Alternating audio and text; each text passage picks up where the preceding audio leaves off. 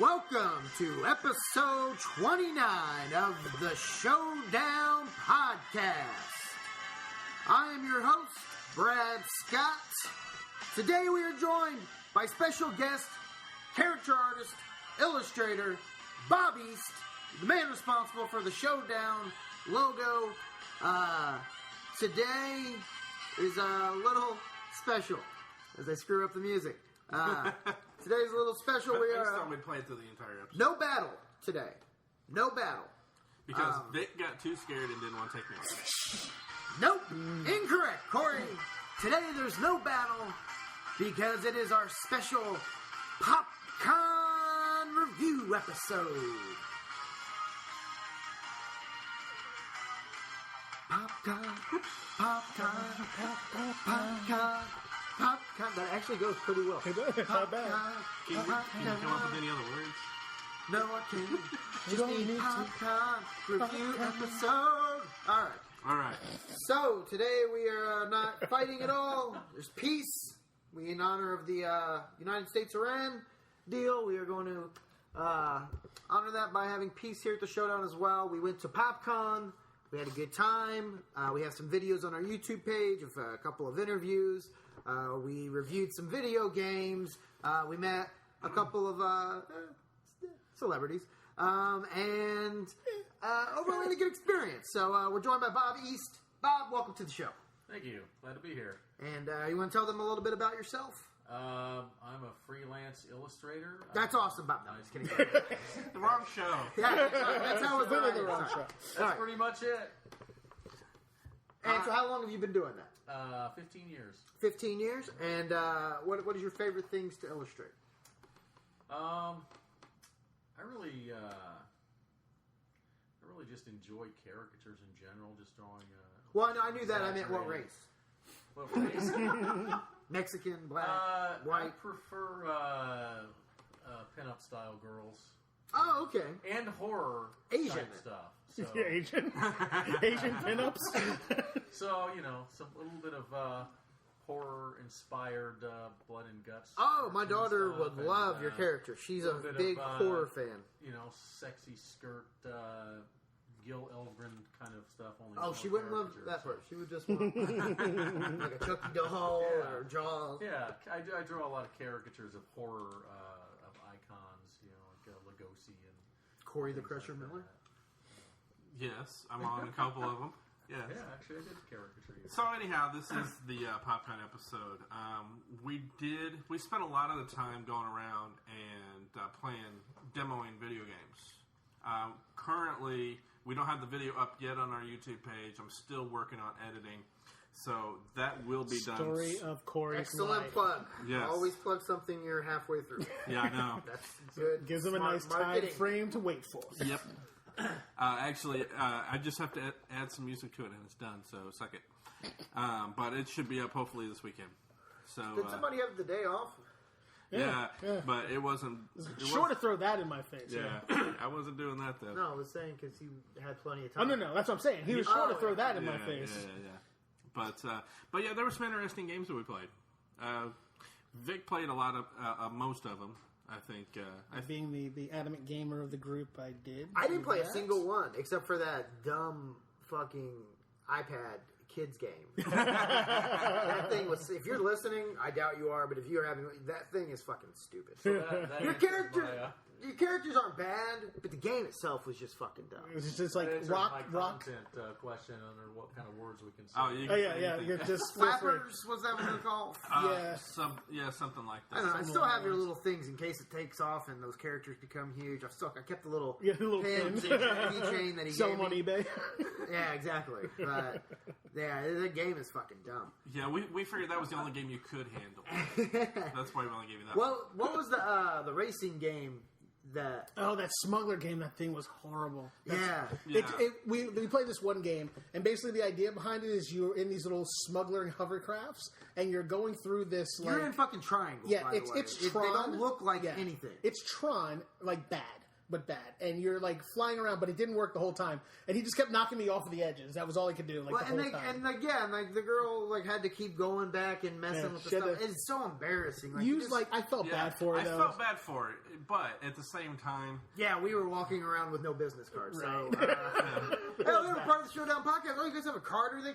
Oh man, just ran out of those. We sounded like we didn't have enough money in our card. Maybe Like, you're just well, the thing is, no, you just tell them we're so popular. We just ran out. No, it's unprofessional. yeah. And then we were Or you're like, so famous that you don't have cards. You don't. Well, need them. she was the only one at the booth, and she was going through like 7 different builds of this game, and like nobody was there helping her, and she's like, you could tell she was getting embarrassed and flustered at the same time, and Corey's just staring at her, and I'm like trying to look away so she doesn't feel like so crazy, and Corey's just staring at her. He's like, I'm waiting to play the game, come on. And then after we finally get done, the whole crew of people from her group come back. I was like, you guys are dicks. Yeah. Well, as far as the gameplay goes, I don't like those type of games. Just the design of them. Apparently no one else did either because it didn't make it to the finals. Yeah. It's just, I don't like polygon-shaped environments, and that's pretty much what it was. And it's like trying to figure out, okay, what is really land and what is a mountain?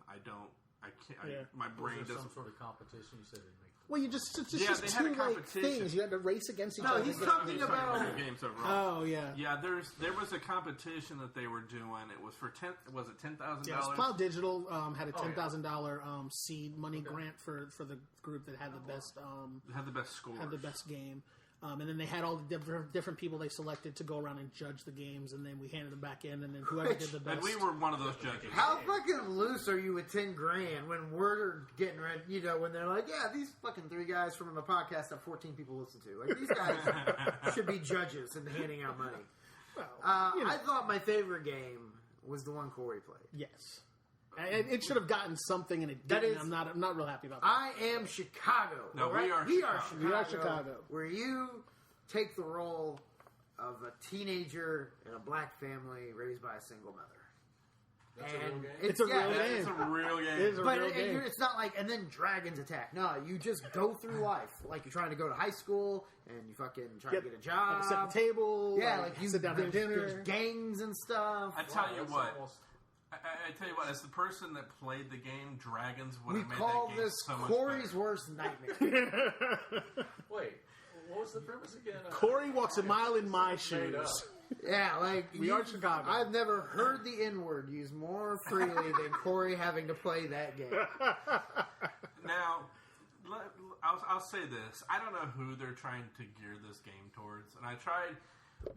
When I was playing it, we were still recording, and so I was listening back to some of the audio that I didn't hear when I was playing the game, and I didn't really hear who they were marketing this towards. So I don't know who their demographic is because let me like if you're trying to gear towards like inner city teens. They live that life already. It's an educational social experiment is what it was. See, that's what I was going to say. You could target it towards schools. Yeah. Maybe. And that's what he said. Rich white schools where they want to, this is like, hey, you can see what it's like, but you don't have to worry about danger. Yeah, but is anybody at the rich white school going to play it, though? They will if they have to get a They grade. have to. African American studies courses at universities all across the country. Okay, I can see that. Other than that, but it was boring. I mean, seriously, they should have picked a better part of the game to demo. They or at least made it kind of faster moving for the demo. I think the worst part about demos is you're stuck having to show people how to play the game, so you really can't drop them in the middle of it, because then you'd have to sit there over their shoulder and explain every aspect. What was that other game where you're just like in a room shooting? Weird shit. Yeah, that we'll get to that one in a second. But that was ridiculous. But with this one, though, I'm just like, okay, you have to go and set the table. Okay, so I walk over, I grab a bunch of forks, I set them down. Okay, this is boring. I do this at home already. It's like, yeah, I know what I get the point. You don't have to say anything about that. But it's just like, I get this. And then you have to sit, normally on games where there's dialogue, if you don't want to sit through the dialogue, you can hit A or whatever it is on your controller, whatever system. You can keep hitting the button, and it'll speed through the dialogue faster. But you couldn't do it. Sounds like with a this. edgy version of You were Sims. meant to learn something, Corey. You can't speed through people's dialogue. You were As meant much as to I learn wanted something. to during your little rant just now, I was hitting the fucking A button, dude. Wouldn't that be great if you could do that in real life, though? Somebody, But it's just like, I mean, you actually had to sit there and go to every person and ask them 3 or 4 different things, like, how was school today? Okay, great. Well, so and so, I was bored. I was bored by it. I know y'all thought it was funny for me to play it. It was hilarious. It was pretty entertaining. The conversations we were having, as you probably heard, were quite funny. Yeah, I listened to it. Yeah. Especially the backpedal about whether or not the cops in the game were racist or not. That was great. Yeah. I thought that was a valid question. I think it was too, but Yeah. He didn't. In case I'm not, I can't remember if I included that in the video or not. That's going to come out in a couple of days. Brad asked the maker, "Are the cops?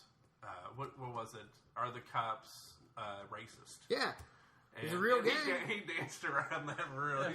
He was Well, I mean, they're real life. there's some good cops and there's some bad cops. I'll just say it. Say what you want to say. Made them dude. racist. But then we had a couple other pretty good games. There was a fighting game. Had a slightly different feel on fighting games. I'm a big fight game person. And it was basically a gladiatorial type game. And the arena was a la Mortal Kombat. You can manipulate the arena to help you in the game. I think the only thing I didn't like about it is it was really hard to control the character.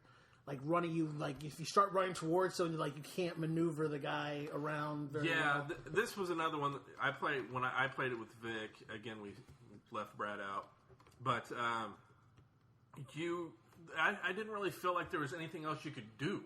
It's like you had one button that you can use and just keep. Well, no, that's because you didn't know how to play the game. You weren't listening. Yeah, there's 4 buttons, and there were 4 different things you could do. You could charge the weapon, you could throw the weapon, you could strike with the weapon. That's why I kept killing you.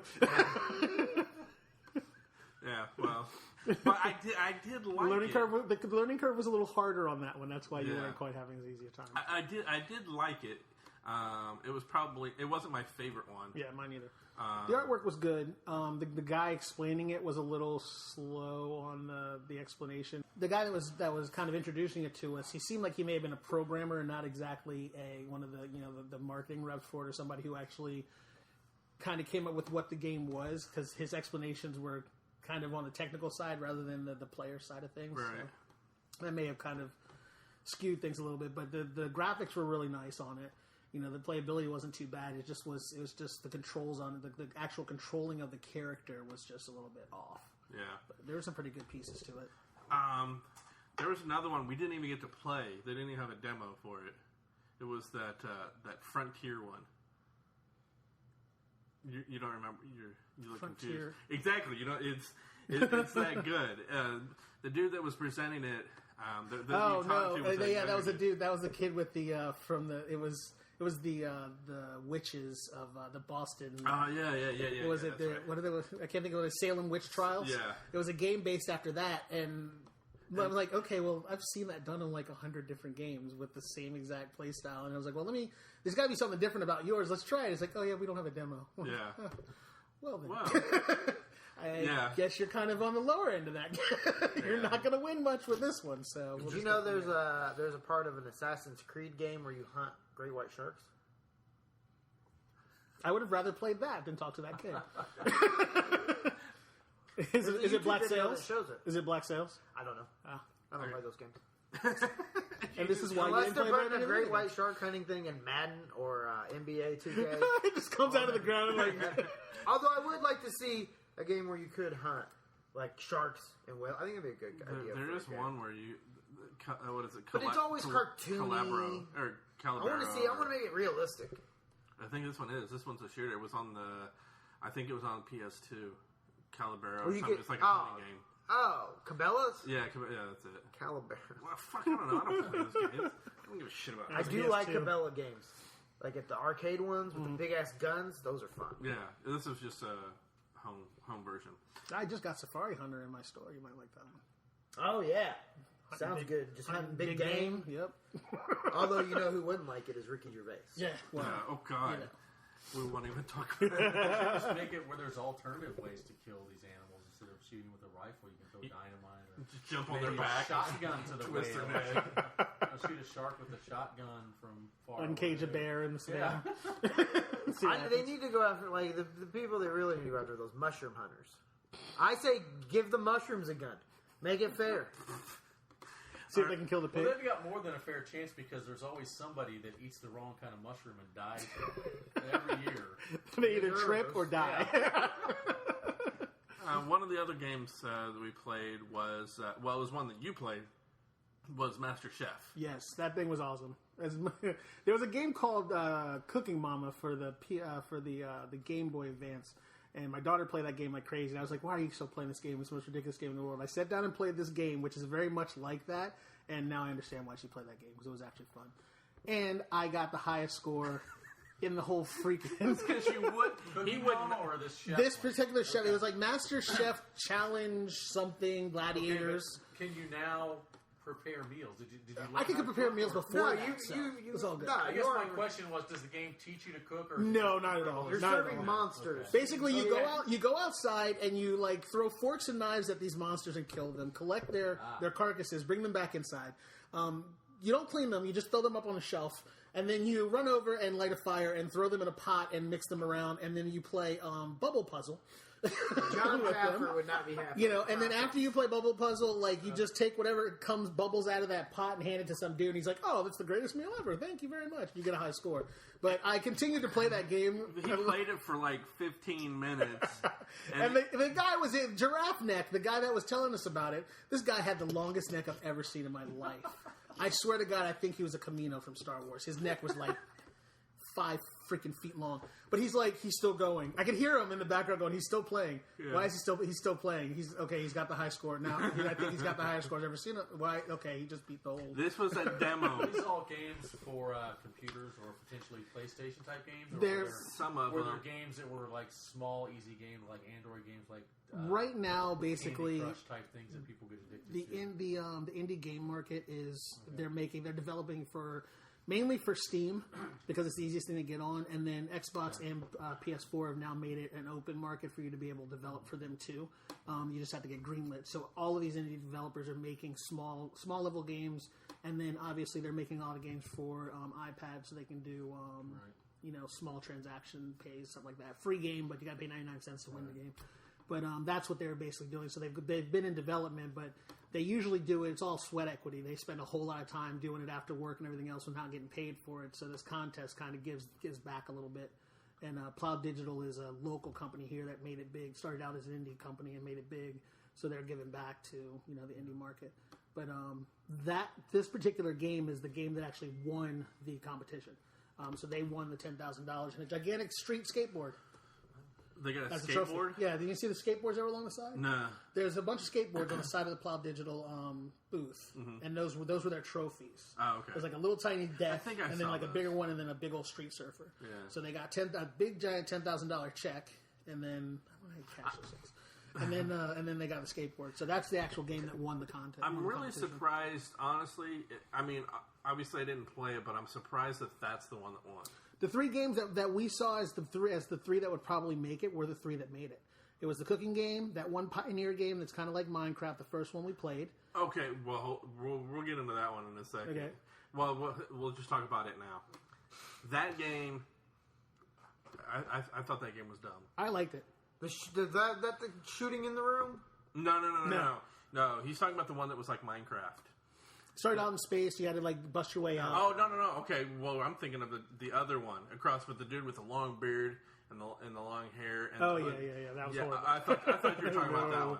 Okay. That thing was horrible. Yeah, I don't know what the name of that was, but it almost seemed like a ripoff of Minecraft. Yeah. Pretty much. And it's like, come up with your own idea. It very much was. But, I mean, obviously, imitation isn't the greatest form of flattery, but it's just when he added, it was like Minecraft with a story and a theme character that was supposed to want you to, I don't know. Yeah. It was too much. I'm not even. I don't Minecraft even, is a brain number. That's what it's supposed to be. I don't even like Minecraft, so seeing that, it's just like, okay, it does nothing for me. But I think the one you were talking about was the very first game we played. Mm-hmm. I don't even remember the name of that one. It was called Spacefall. Spacefall.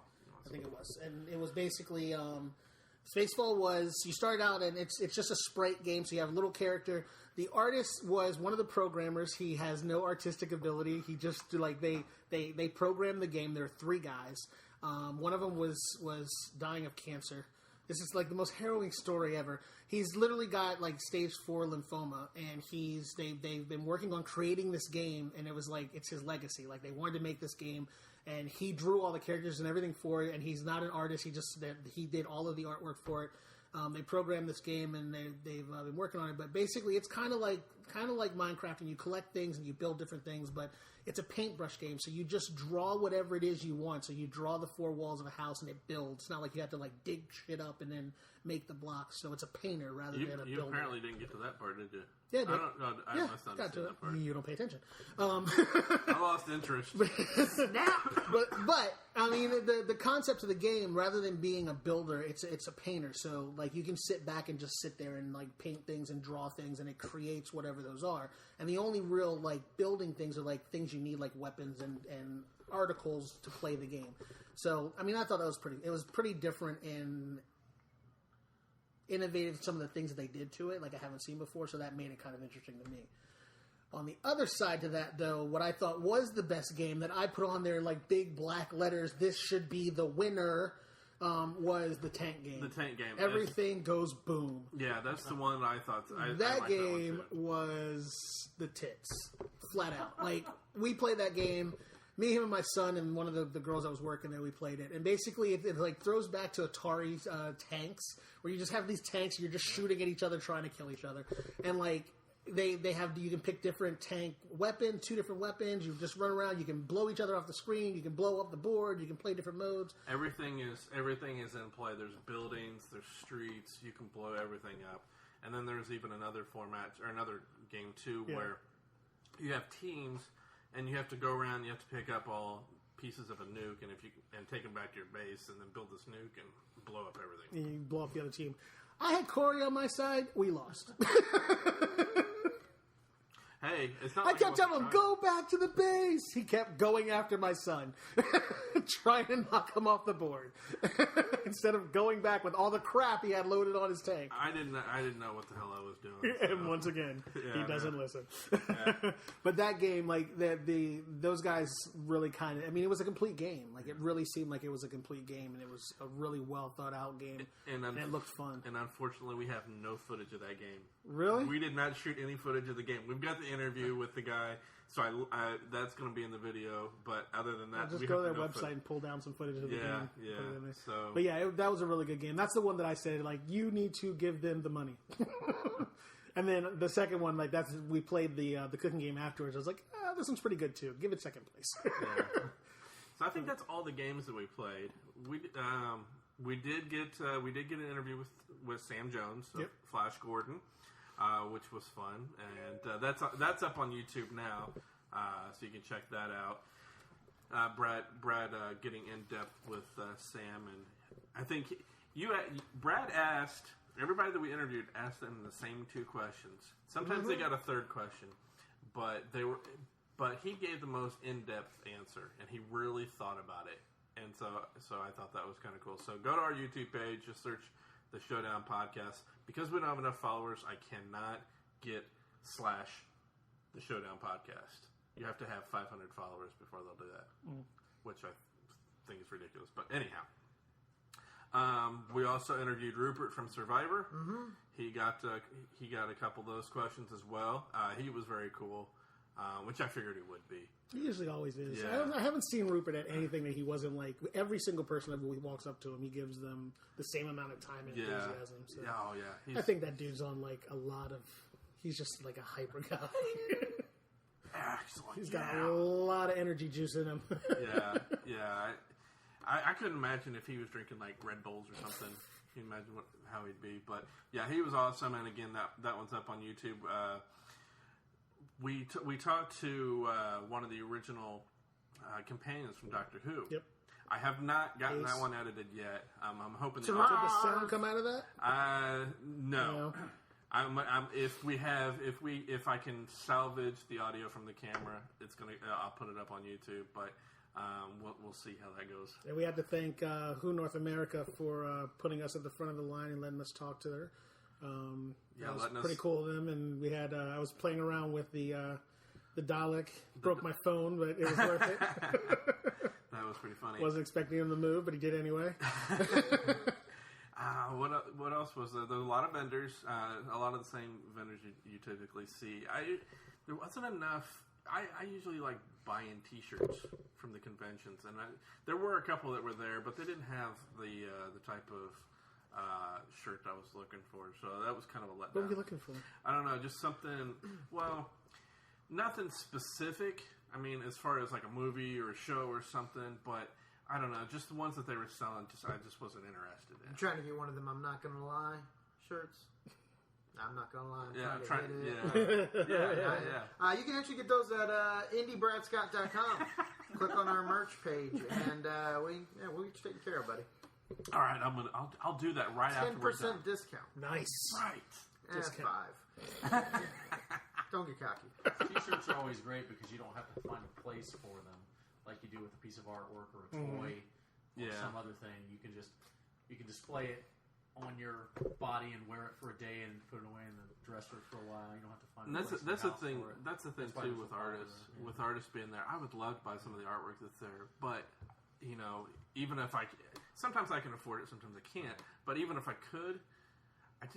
Where am I going to put it? Exactly. You know what I have found? I have prints that I sell, and my friends sell prints, all my friends, they have great prints, they have great work, but it's like you said, where am I going to put it? So I get prints from them, and they go in a drawer. So T-shirts are better because the T-shirt also goes in the drawer, but at least once take it out every once in a while. So I get to wear it and show it off. So I've turned to when I buy prints, I've turned to buying the books.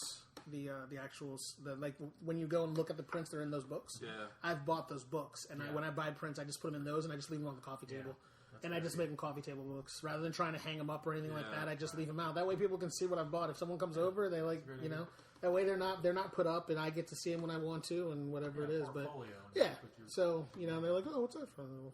This one. Yeah. What we do have though is a ridiculous amount of Pops vinyls. I have an entire closet from almost ceiling to like floor of Pop vinyls. Do you keep the boxes? Yeah. You do? Oh yeah, absolutely. They don't come out of it. Well, look right over there on that shelf. Yeah.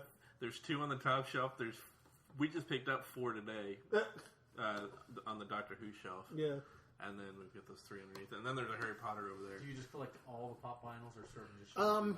There's certain ones that we all like. It's a family thing. My wife is into Green Arrow and things like that, Flash and all that stuff. So we get her those. My son's a big Spider-Man fan. Yeah. What's your feeling on the horror, the Freddy, Jason, Mike Myers version of Pop vinyls? Because there's a bit of like, these guys are supposed to be scary. And then you got these cute Pop vinyls. They're not cute. I don't mind. I don't mind them. I saw one that they just released. It's the first Jason without the mask, the one that comes out of the water at the end of the first one. The Ari Lehman version. Of Pop. Yeah, and it's not bad. It's kind of grotesque looking, But yeah, I mean, I don't mind them. Is that your checklist? That's that closet. Oh, that's your closet. That's my closet. See, my daughter, she's got. There's even more upstairs. Yeah. Now, see, but she takes them out of the boxes and has them all next to each other. This goes back to what you were saying earlier before the podcast about people who spend all their money on autographs for Day of the Dead or horror actors' signatures. As somebody spends it on that versus somebody that spends all their money on these Pop vinyls. Yeah, so it's just a different way of. But like I went to when Jason Mewes was here. We got his autograph, and I went up and I talked to him, and he signed my Pop vinyl for me. So it's kind of give you a platform too. But and that went up with my other ones, and I've got Kevin Smith signed the one when they were here for the Groovy movie. Yeah. So I've got like that's kind of like the thing. I'm not going to walk up and buy a photo of a person. Right. But like if I have something of theirs that that's kind of means something, or I enjoy, like the pop vinyl thing is just something that as a family we kind of do now for certain ones. But like, and it's not like we have to have all of them. It's not like a full collection type of thing. It's like what we find that we like, that's what we get. Like, and that's or like if it's something that's funny for the family. There were a certain amount of celebrities at PopCon, right? You had some famous actors and actresses. Yeah, Edward James Olmos was there. Sam Jones, as we said. There was some voiceover actors from some of the anime. And this particular PopCon was leaned more towards. It was more towards the YouTube. Yeah, it was more towards social media. So, like, because PopCon is a pop culture convention, this one they were leaning more towards the social media stuff. So, a lot of the people that they had there, they were trying to get a lot of the YouTube stars and the Vine stars and people like that there. Because those people fucking love them. Those people, oh my god, that line! Those people are like. Those are real stars to people. Like they walk past. Like we were looking at the big name stars with no line, and like some of these YouTube stars had like lines of people. One of them, what was the dude's name that they had to rebuild the line 3 times for him? I can't remember what his name was, but he had like the entire back section of the hall was just a line to see this one guy that's on YouTube. And when Vic says there was nobody in line, or there was no line, there literally was no line. I saw Edward James Olmos looking at an iPad with headphones on, apparently probably watching a movie. Okay, but do you think he was watching one of his own movies? You have to consider what crowd is there and what age is that crowd and what age does Edward James Olmos play to versus the YouTube generation. But I mean, with what he's been doing recently, the 15 to 20s, like, but he was on Agents of S.H.I.E.L.D. Agents He's on Battlestar Galactica. So I mean, you got those are two big, sci-fi / and that's a demographic pleaser from 15 up. Easily. And any geek knows who he is. It's just a matter of. Well, the year I went the year before, John DiMaggio killed from Adventure Time. Yeah, that's a little, and he's not even a facially recognized celebrity. It's just from his voice. Yeah. But everybody loves Jake from Adventure Time. Yeah. So I think nothing against Edward James, almost great actor. Yeah. But I don't think he. Well, when he did his panel, it was packed. Like the entire hall was packed for his panel. Yeah. So like people knew, they just weren't interested in paying $75 for a picture of him or just shake his hand. Yeah. That's the other thing. The autographs for those some of those celebrities are so expensive that it does kill your budget to buy pop vinyls. You buy one, big celebrity. I think too. It's a sign that we're getting old. Where YouTubers are becoming the celebrities, and the people that we consider celebrities are nothing. Are going to the wayside. Well, I think it has a lot to do with the fact that YouTube and phone video is the media that kids watch. They don't watch TV like we used to. When we were growing up, we were watching stuff on TV, Dukes of Hazzard or whatever. Yeah. And now kids don't watch TV. Well, to be fair, they can't watch Dukes of Hazzard anymore. Well, that's true. But you know what I'm saying? Kids don't watch TV. Yeah. I take it a little bit, but if they do, they also watch it on their tablet. Anything that's on TV, they can watch on their tablet. They can watch my daughter loves YouTube. My daughter loves YouTube. She watches a lot of YouTube, but she also watches a lot of cable too, and she watches old shows. I mean, it just depends. It's how you raise them. Yeah. It's because... But do you direct her to those old shows? Like, hey, you'll really like this show. Or is it something that she saw and was like, hey, I want to watch this? Some yes, some not. Like, she started liking Full House because my mom would watch it with her. And then she'd watch old shows with my mom and really like it. Right. My mom will watch whatever she wants to watch. So some of them she actually liked on her own. Yeah. Friends? Like, she loves Friends. I never... I don't really watch Friends that much. But when we were young, all we had was TV. Or you go to the movies, or you go outside. Yeah, going outside. Now, you mean life? Yeah, life. Now, we actually got dirty. TV, or it's the little digital screen that you have, and you watch. Like my daughter will watch Adventure Time on her screen when she could just put her screen down and watch it on the TV. Yeah, they like that compactability, and the screen's bigger. in perspective to your Right. face than the TV. Like, I could have a wide, big screen TV right here, and I don't have to worry about watching you at all. And I think it's also a good way to hide from us as parents. Yeah. Like, when they can put their headphones on and just have this, they can pretend we don't exist. Can text Yeah. and play games and watch TV all at once. Yeah. And completely ignore everybody. Exactly. One of the other things that was going on too was the Halo Championships. Yes. Did you get? You didn't get a chance to watch any of that, did you? I did not. However, the guy that I wish I could remember his name right now, but I can't. It's not coming to me. The guy who won was one of the Halo World Champions, and he lives here in Indiana. He's a local. Okay. And that's one of the reasons why they held it here and why Microsoft agreed to let PopCon host it. Along with the fact that Microsoft's never gotten any convention to give them that much space before, and they gave them a lot of space. That area was huge. Yeah, they had a beautiful setup for that competition. But then that dude walked away with like $20,000 out of the $50,000 prize package. Weren't there teams though? Yeah, there were. But he's the only one that he walked away with like $20,000 out of. Well, I mean, obviously, whatever the prize package was, he walked away with $20,000. Okay, so whatever it came out to, but. Yeah, I mean it's a pretty big thing. Like a lot of people were like amazed that there is Major League Gaming, and I'm like, why are you surprised at this? Why does this like surprise you at all? But, I wasn't surprised. There's a movie that I watched sometime last year with Jason Mewes in it, where I forget what game it was. It may not even be a real. It was game. a Counter-Strike game. It was a Counter-Strike style game. Yeah, so you saw it too. Yeah, where there's some kind of championship, and he's got a team of guys that he plays with online, and they end up going and. They end up going to this tournament to play, and it was called the Wizard. No. Yeah, no, not the Wizard. That's the first Savage one. Another one. Oh, sorry. But yeah, I mean, overall, I thought it was a pretty good convention. I think the convention itself, like from last year, it was kind of hectic, and I had a booth there last year, and it was kind of crazy when they were trying to get everything together. There was a lot of griping and complaining from the vendors. And this year, like, didn't see or hear very much of that at all. They were a lot more organized, and everything, the space-wise, seemed a lot better. There was a lot better flow to everything. Going into the convention and the general flow of how things were, I think, seemed to be a lot better.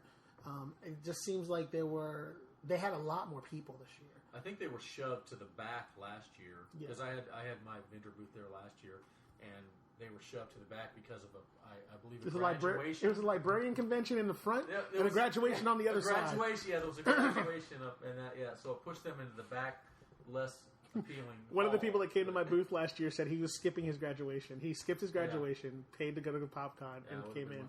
So he didn't feel like going to his graduation. I was like, really? You didn't walk because you came to the convention? I'm like, all right. I'm pretty sure your parents are probably not happy with you. No, but I'm sure he had a lot more fun at PopCon than his graduation. Oh yeah, I'm sure. But the one thing, and I tweeted this to him too before the show because I heard him on it. They were on another podcast talking about it before it happened, and it sounded like when they were talking, said that it was going to be smaller. It's more compact, and it was. And I told him, I was like, yeah, that's kind of unfortunate. Because last year, as you guys know, it was more spaced out, and there was room to move. For me personally, I like that. I like that there's the space, and you can move around easily, and you're not, stuck having to try and walk around somebody that's stopped at a booth, but you can't walk around them because there's somebody else at another booth that's stopped. And so you're having to try and squeeze through these people and try and maneuver around. I didn't feel that compact in this. There was on Saturday, and a couple places there were, but yeah, in the middle there was, and I think last year though, compared to last year, everything was spread out, and you didn't have that. And I understand, and you were telling me why they did that, and I understand, but I just think. When you take it from this big and shrink it all down, let's find a place in the middle. Oh, I think they expanded. I think they expanded. Don't get me wrong. Yeah, well, last year it was smaller, and then they expanded it. Yeah, yeah, and then it ended up being that it was they expanded it too much because of what people wanted.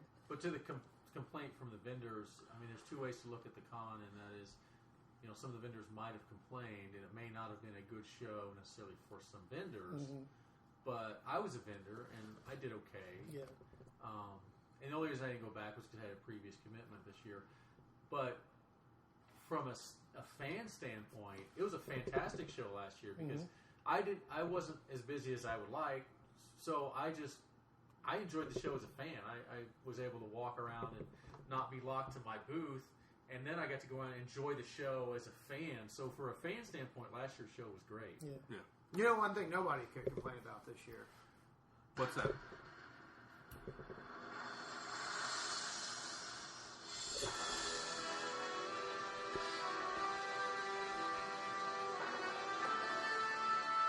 The masterpiece was there. I was wondering what the hell that was. Yes, Chris Masters, former WWE wrestler, was there as well. We didn't talk to him Accompanied at all. by... Wasn't he with somebody? He was with other wrestlers as the sign above his... Is that what it said? Other wrestlers? Yeah, no, it really did. Yeah, Wow. It was... Chris Masters with other wrestlers. How would you feel being that other wrestler? You know what? But you know why? Because they had multiple people in there from some local... Well, yeah, I was going to say it's probably a regional thing. Yeah. So he probably calls up indie wrestlers he knows. Because that's what he's doing now, right? Is the indies? He's not, I don't think he's doing that at all. Really? I think he's totally just out. doing like...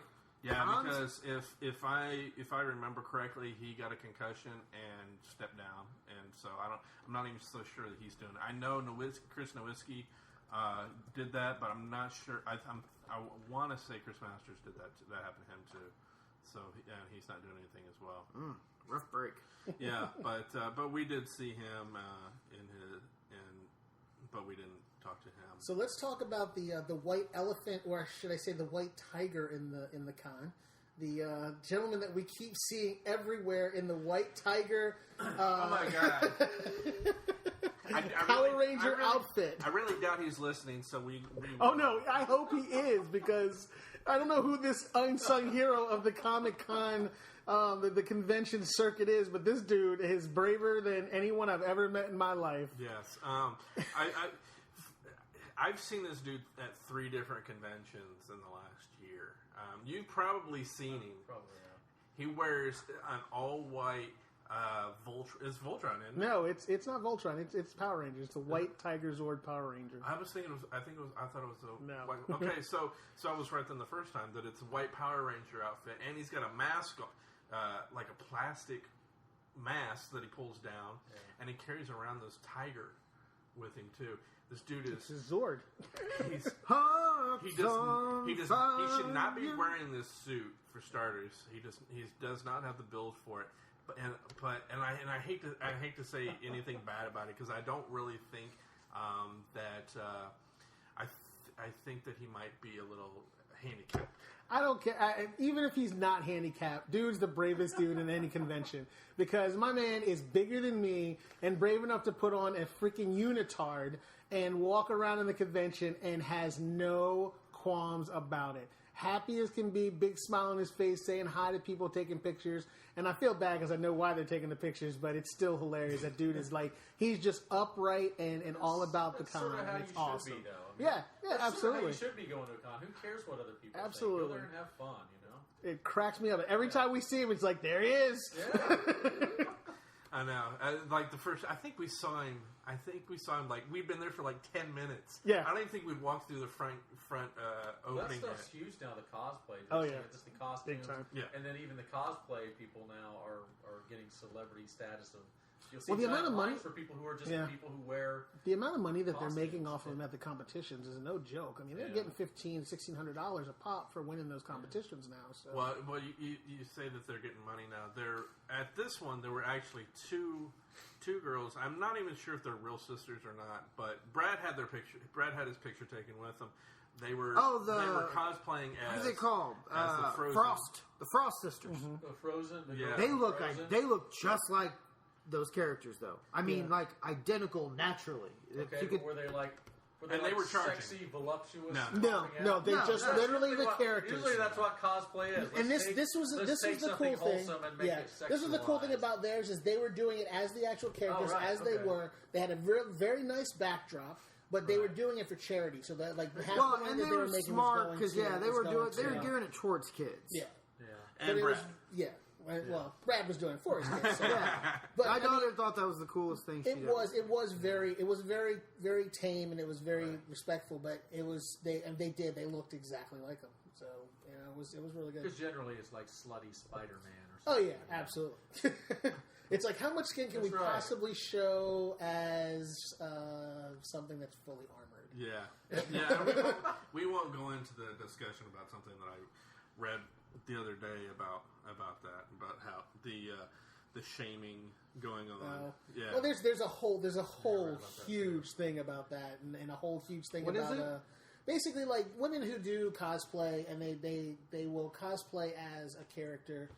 Say if they want to cosplay as give me a character. Say they want to cosplay as Spider-Man. Spider-Man usually has a full suit on. Okay, so they cosplay as a female Spider-Man. They flip it and become Spider-Gwen. But they cut out everything they can besides covering their crotch and their boobs. Okay. Then when they get sexy ogled Spider-Man. and they get like whistled at and everything else, they get mad. Right. Okay. It's like, Okay, you did this to yourself, and they're what they're doing is they're saying, "Well, it's not right that they're doing that to me." Blah blah blah. I'm just in it's true. cosplay. I'm like, you're correct. It is not right they're doing that to you. You are in cosplay, but you knew this was going to happen. You did this so you can get as many pictures as you could online. You did this so you can get as much attention as you could. So you have to take the good with the bad. Now, where the line is drawn is when you get the creepers and the feelers that run around grabbing them and that kind of stuff. No, that's absolutely. That's where the line is drawn. But don't and people generally ask to take a photo? They do. They do. Isn't that but kind of it's the the ones general- that sneak up behind them and put their do arm that, around them and do stuff that they're not expecting to have happen and that they don't want. That's where the issue has. And then when that happens, that's when they start slut shaming them and and that kind of thing. And that's where they start. That's where they start going. That's where they start So going they're negative shaming on the them. girl for that? They're shaming the girl for Which it. I think is wrong. Right. It's- Exactly. And that's why it's like, okay, well, you understand this is going to That happen. whore wants to show its Yeah. tits. That whore should be able to show its tits. Exactly, and that's the problem is they want to run, they want to skate that line, but they don't want to deal with the repercussions of it, which they shouldn't have to. Yeah, they shouldn't have to. But people aren't going to be there. Are shitty people in the world. You're going to have to deal with those shitty people when you go out in public. That's true. You know, There's you shitty put it people. on to But the if- reality is, though, sorry, Corey, but the reality is, though, regardless of how skimpy that Spider-Man suit is, if you've got a very pretty girl with a nice figure, I mean, she could be dressed from head to toe and be beautiful, and you would still get catcalling people just because she's physically. But you probably wouldn't have somebody walk up and grab her. Right. The grabbing is completely... That's something. Yeah, that's that's- the other problem that's to that too is right. if you have a girl who is not voluptuous and well shaped and the perfect embodiment of physical perfection, and she's a little chubby or whatever, and she's dressed up as Spider Woman or whatever, or she's a little chubby Wonder Woman or whatever. She's still doing it. It's something she wants to do. It's not right for people to give her a hard time because she's not this like statuesque. Wonder Woman. all right. Exactly. So You said we weren't discussing. I know it. We are. And we did. I'm gonna So stop it hold now. on. Well, we have to also talk about your favorite interview, though. Did we get that on tape? Which one? Our furry friends. I do have We do that. support the furry community here at the Showdown Podcast. We yeah. do have that. I'm debating whether or not to actually put it out. Oh, come on! She could use some free advertising. She Even if Y'all it is just motherfuckers a- want to dress up like Even if it is stuffed just our animals two and fun. fuck. It is the Y'all most- can dress up like stuffed animals and fuck. We're behind you. Or not like behind you. Is Not it like that. hard to get interviews? Do you run into situations where you want to interview like somebody? I was that's- pretty placid. Somebody that's maybe on Doctor Who and like, well, because of my agent, I can't do any video. Usually or at is it- conventions. Well, with us? Oh, I don't know. I don't. I was going to say, like, well, we're not really big enough that we have to work. At conventions, they're usually. This is the thing. Like when I walked up to Sam Jones and asked him if Right. he'd do it, his handler was like, "Well, I don't know if we're going to let you do That's- it." Blah blah blah. That's But- where you run into the problem. The handlers, these are people that are just volunteers that are hired. I think Right. Yeah, they work for the convention. they work for the Yeah. convention, so they think that Sure. their dick is huge, and they can be like, no, well, I don't know about Yeah. that. Let the man answer I don't for know if himself. Sam's gonna want you to come up and talk to him. Like, you don't know Sam, so shut up. But It's like you don't have anybody in line. You're just sitting there anyway. You might as well kill some time and talk to us. One of the Lord of the Rings guys. I Yeah. did a caricature of him, and I wanted to get a photo. And Yeah. I wanted to videotape him as I drew him, and the handler wouldn't let him. And he was just like, whatever. He didn't care. It, like that's what Sam said too. Sam Jones. He was just like, he's like, oh well, and I was like, well, did you mind if we came up? We're a local, podcast. We were just hoping to get a couple words. with Sam, we're fans, and he's like, well, I was like, if it comes down to it, I'll pay for it. And he's like, oh, and he walks over to Sam, and he's like, well, these guys are a local podcast, blah blah blah. And when I walked up to him, he's like, well, do you guys have any kind of credentials? Or I was like, yeah, we have press pass. He's like, oh yeah, that's no problem. Come on up. You guys have to get releases or anything? No, we have press passes. Yeah, we have press passes as long as we have the press pass, and we as far as laminate. I'm going to wear this laminate and just bug people. Well, they've got signs that say when you come in that you're subject to being filmed and whatnot. So that is our signature saying that we can show them, not just them, but anybody else that we happen to film that's there. So no, we don't have to worry about that. But it's mostly just having the balls to walk up and ask them if they can do it. That's the hard part. That's the hard part that I have, is going up to somebody. I don't have a problem with that. I'll do it for you. Next time I go, I'll walk up to anybody. I don't care. I don't if it's somebody I know, but when it's somebody I don't, like, that was hard for me because I didn't know hardly anybody that we were really talking to. Right. And I'm like, I feel like an ass if they're asked, I don't know. What do you like about work? Okay, exactly. I don't know anything about it. Like, when am I ever going to see this person again? I don't care. It's Lita Ford. When am I ever going to see this celebrity again? And the worst they can do is go, no, get out of my face. You're like, all right, be a dick. Bye. Because then when we go on the podcast, we're just going to tell them you were being a dick. So there you go. We won't hold back. They know. I mean, and a lot of times when it comes to things like conventions, things like that, they know that they let a certain amount of press in. If you have on the convention press pass, they know that they're subject to having to talk to some of the people. They did do this thing. They were like, well, if you're a big star, like if you were like the Edward J's Olmos and those kind of people, then they were like, well, they're only speaking to so many people, to first class news agencies. Like apparently they're not speaking to fans either. Apparently there's nobody not waiting to see them. Exactly. So I think at that point they changed their mind. They were talking to everybody, but like it was easy to just walk up to him and like, mind if we do this? And the handler gave me more trouble than Sam Jones gave. Yeah, that's generally where it comes into play. Sam Jones surprisingly religious too. Mm-hmm. $75 a lot for an autograph. I feel like that's too much. How much? Autograph. He said 75. I don't know. No, I think his was only like 40. Yeah, I think it was only 40 or 50, something like that. Who's? Sam Jones. For an autograph? A picture and a handshake and autograph, whatever. That's typical. I mean, the last couple that I've gone to, between that one and then Comic-Con when it was here a couple months ago, I was looking at everybody's prices, and that's about what everybody's charging. General, I guess, but still. But what I don't like is you get people who are charging $20, who are like Barn Walker 3. We did a con where the guy was literally Barn Walker 3. Right. Okay, you're on The Walking Dead for like 2 minutes. You walked out of a barn. You're charging $20. Yeah. And then PJ Souls, who's in Halloween and Stripes, is also $20. I don't think so. That's the problem that I have is when they start doing that. And Walking Dead has really caused the problems. Yes. Albeit they don't realize that they're causing a problem. Yeah. I wouldn't say Walking Dead's caused a problem. I would say the people in Walking Dead caused the problem. Well, I mean, it's a whole. Because I said the exact same thing. It's like Sid Haig is a veteran of horror films. Yeah. And he charges $20, whatever you want, a picture. It's he'll take a picture with you. He'll take a picture with you for free. Right. He doesn't care. Right. But then you got Barn Walker number 4. Yeah. He's charging the exact same amount. It's like That's like comparing. That's like saying you are on the level of Sid Haig. Yeah. You are not. Right. You're the dirt at his feet right now. Right. You have no name. And a lot of times, and I don't know how it is at PopCon. I don't know what the crowd mix is, but a show like you said with Sid Haig, who's a horror icon. When you get a horror show, you get a lot of Walking Dead fans who are not horror fans, so they go get their Walking Dead autograph and they don't buy any horror merchandise. Mm-hmm. They don't give a flip about Sid Haig or Boris Karloff or any of that stuff. They just there for the Walking Dead and they go. So that's also a downside. So the Walking Dead and the high prices of autographs are sort of killing the show's marketability for vendors. You going around. Somebody gets 3 or 4 Walking Dead autographs, and then they can't afford to buy your artwork or your T-shirt or your movie or your video game. So, and I'll tell you something else too that's really gotten on my nerves is I'm not one that likes to spend money on autographs anymore. Tell it, Corey. Well, that's not to say that I haven't paid for them in the past. Because a couple of years ago, I paid for Bill Mosley's,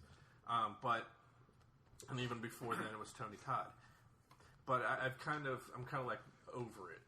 But see, like in that same frame. So my thing is to get a picture with them. That means more to me. That's something that I can, I can put in a frame. But you'll pay that money for it's something you can post on Facebook and get likes. No, I've actually started working on a big collage. Oh, okay. But yes, they do. But is that one you would pay the money for? That's the problem that I have. Is now they're starting to charge $10 to $20 to take a picture with you with your own phone. Mm-hmm. It's like, come on. $10 isn't that much. Depends on who it is. I paid $10. I've only paid. Dude, they got to make some of them. That's their job. I understand. Yeah, you have to understand that when they go to these conventions, they're not really getting paid. That's that much. $20 for the T-shirts I sell is an overpriced T-shirt, but people are paying to support me because they appreciate the work I did on stage a lot of times, and like that it's just kind of understood. Of course, it's going to be overpriced. That's the only way they make money. If he sold them for $5, well, he's not going to make as much. $5, I guess I don't have a problem paying $5 for a picture with it. $10, that's stretching it. I've only done it once where I've actually paid money to have a picture taken with my own phone. That was Roddy Piper, and how can you not? He probably gave you a bump of Coke. He actually gave me a piece of gum afterwards. But some of the pricing on some of that stuff is set up because it sort of weeds out the people who want something. Because if you got something for free, everybody wants it, no matter what it is, whether it's an autograph or a photo. So there has to be some sort of charge for an autograph. I do work for the Indianapolis Indians, and they'll have free autograph nights, and they'll get somebody like baseball players that are Hall of Fame, Ozzie Smith or somebody, and it's free to the fans, which is great. But you probably get 10 or 12 people and who love Ozzie Smith, and then that 13th person is just somebody who gets a card and then they pick their teeth with it and they don't care and they don't know who he is. Yeah. They're just getting it because it's free, and they're entitled to do that. Yeah. But if you don't know who Ozzie Smith is, man. But see, like if in the same instance, I tend the younger generation. I tend to not walk you got in. to remember kids under 20. I know. I would tend not to walk into a convention and pay a premium to, like, say for William Shatner. William Shatner's $200. Right. That's ridiculous. $200. Yeah. Okay. See? I've been in the trenches with that man. I'm not paying $200 to get a picture with him. I've got pictures with him that I got for free. I'm not doing it. In the same instance, all those people that walk up and do it, like, what are you going to do with a $200 picture with William Shatner? I'm sure it's more than just a picture, right? But that may be. Well, you get an autographed picture of William Shatner and a picture with him, your podcast debate should have been over whether to pay for autographs or not. You can that's a lot, there's no way. Some of that, though, you got to wonder, though. It is and I'm not advocating spending for Shatner's autograph, but Stan Lee and those guys who charge that amount, you wonder if somebody like William Shatner, if he's not charging $200, would you even be able to get him to do a show? Would the show be even able to come up with enough money on its own to pay him to show up? Or do they have to say, okay, we can only give you this amount, but you can come in and sell hundreds of $200 autographs, you make this much money? My argument has always been, from what Vic said earlier, is, well, they're not getting paid much by the convention. Right. And, they're spending their whole weekend there. Yeah. My argument is, if you're not getting paid much and it's not worth your time, then don't go. Just don't do it. No, but they're using the convention to make the money. Yeah. You got to remember, though, you're right. If the convention doesn't give Shatner enough money and he doesn't want to charge a high price so that he can make enough money, he doesn't show. So he doesn't do the show, is what you're saying, right? Right. So then somebody who really likes Shatner is not able to get his autograph. Okay? Mm-hmm. So, yes, it is a high price, but if you're a Shatner fanatic, come on, how are you going to meet the guy? Mm-hmm. There's no way you're ever going to meet William Shatner unless you get him at a show or you happen to be in LA and bump into him. He's not accessible except at a show. That's the only way he can be accessible. And mind you, there were a lot of people in his line. Don't get me wrong. There were a lot of people who paid that $200 for that autograph and those pictures. The other way you got to look at it is, okay, let's say you're on your deathbed and you're 90 or whatever and you're dying, are you gonna care about $200, or are you gonna care about saying, man, I met William Shatner and I met Bruce Campbell, I met this person, I met which I plan on doing Malcolm next month. McDowell, man. Bruce Campbell. I already did. Well, I beat you to it. I think they probably set those prices. They're not guessing. Right. Like they're those prices because people do pay. Oh, yeah. Like we didn't see anybody. It's whatever the market will bear. We didn't see a big line for Chris Masters, but this obviously wasn't his first convention, right? And this just may be a shitty market for him. Yeah. When I was like, when I go to Wisconsin, there's only like one place I've ever really had a whole lot of success selling T-shirts. I just don't do very. It's a more conservative area.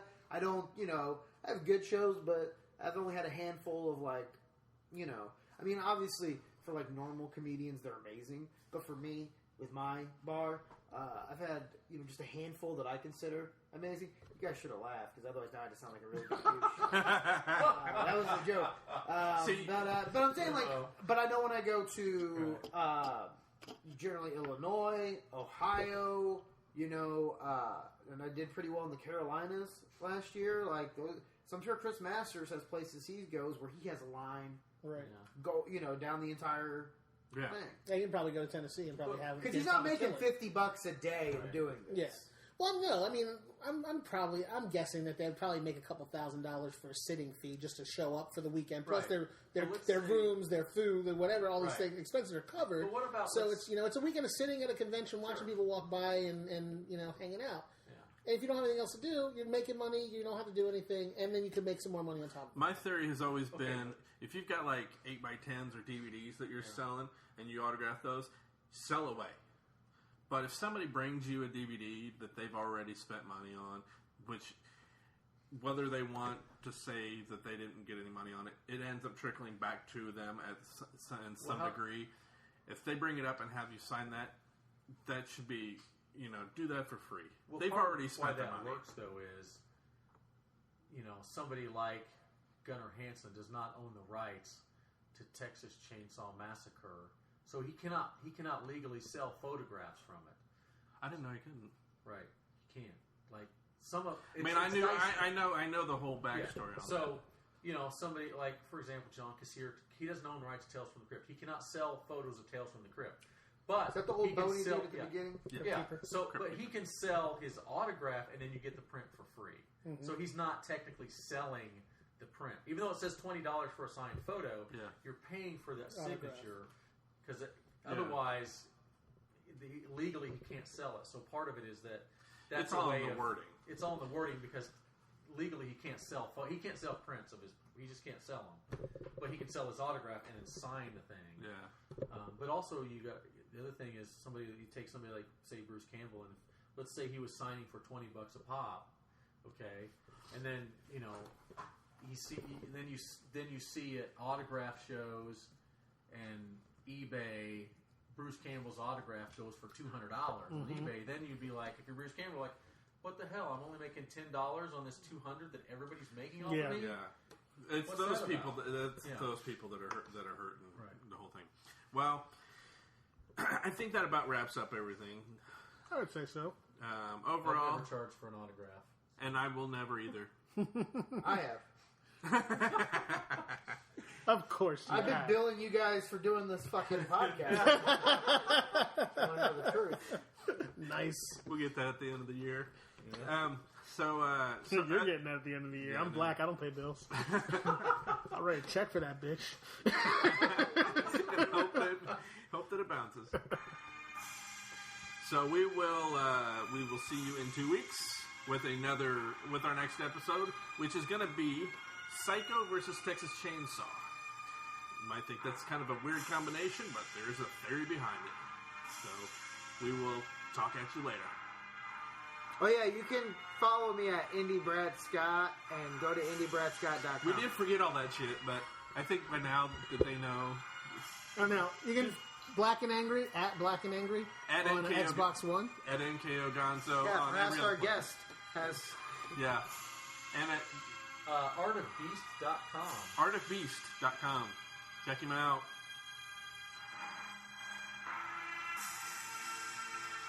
How long is this? The song? Yeah. I'll just cut it down. Like 10 more minutes. 1 minute, 11 seconds left. I'm cutting it.